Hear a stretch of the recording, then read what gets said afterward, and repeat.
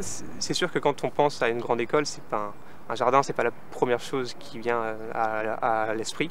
Je pense qu'il est assez unique. Je pense pas qu'il y ait beaucoup d'écoles d'ingénieurs qui aient des potagers, enfin des jardins en général, surtout entretenus par les élèves de l'école. Bien, je dirais que c'est original parce qu'il y a encore beaucoup de fantasmes qui traînent autour du milieu des grandes écoles. On pense que ce sont des institutions encore très strictes, assez archaïques parfois. Et de trouver un espace comme ça de nature au milieu d'une grande école comme ça, et ben justement c'est assez spécial et ça fait vraiment du bien de voir que les gens de ces écoles sont largement connectés à la nature et ont ce besoin également de se reconnecter à elle. Moi, c'était un endroit où j'ai appris l'anglais parce que c'était dans le cadre d'un cours d'anglais. On jardinait quand même en anglais, on apprenait les noms des graines en anglais et du travail de jardin en anglais. Vraiment un lieu aussi de rencontre avec les autres élèves et d'une relation aussi différente avec le professeur. Ça m'a permis de sortir un peu du monde des cours assez théoriques quand même qu'on suit ici, de faire quelque chose de beaucoup plus concret avec ses mains, vraiment littéralement de mettre les mains dans la terre.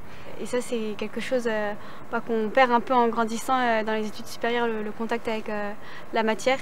Moi qui fais des maths, etc., je suis souvent la tête dans les mathématiques pour modéliser plein de choses. C'est vraiment un moment pour sortir justement de la théorie et de la salle de classe, du moment où on est assis, et pour vraiment faire des activités manuelles, des choses qu'on n'aurait vraiment jamais l'occasion de faire dans des cours de maths, d'informatique, etc. Ce que ça m'a apporté, je pense, scolairement, c'est me faire prendre conscience que le travail scolaire, il n'était pas uniquement académique au sens habituel du terme, il n'était pas uniquement sur le papier, et qu'on pouvait être réellement enrichi scolairement tout en travaillant de cette façon-là.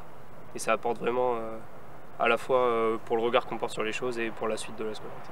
Ça fait que je prête plus attention à ce que j'observe même quand je voyage en dehors de l'école et que je retourne à la campagne chez mes parents, je me pose plus de questions sur ce qui m'entoure alors que je le faisais moins avant. Donc ça apporte aussi une curiosité supplémentaire et la curiosité c'est quelque chose qui est indispensable pour un ingénieur. Il y a un rôle que ça a joué qui était assez majoritaire, c'est qu'en fait ça m'a permis de rencontrer beaucoup de gens et ça qui est vraiment passionnant, c'est que j'ai pu rencontrer des chercheurs avec lesquels je travaille maintenant, j'ai pu rencontrer beaucoup de professeurs, j'ai pu rencontrer d'autres étudiants et en fait c'est un contexte qui est vraiment favorable aux rencontres parce qu'on travaille tous ensemble pour un projet qui est commun et donc voilà, c'est vraiment déjà apprendre le travail en groupe et ça va donner lieu après à des rencontres qui ont permis de travailler sur d'autres projets après plus scolaires.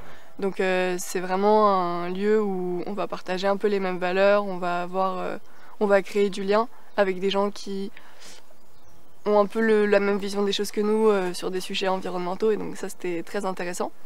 Ça fait que je suis d'autant plus sensible typiquement au respect de la biodiversité, à la préservation de l'environnement. Ça m'a appris aussi que des plantes c'est pas facile à faire pousser, que ça s'obtient pas en un claquement de doigts. Et donc c'est d'autant plus important de les respecter et donc d'en avoir conscience et ça m'a beaucoup apporté.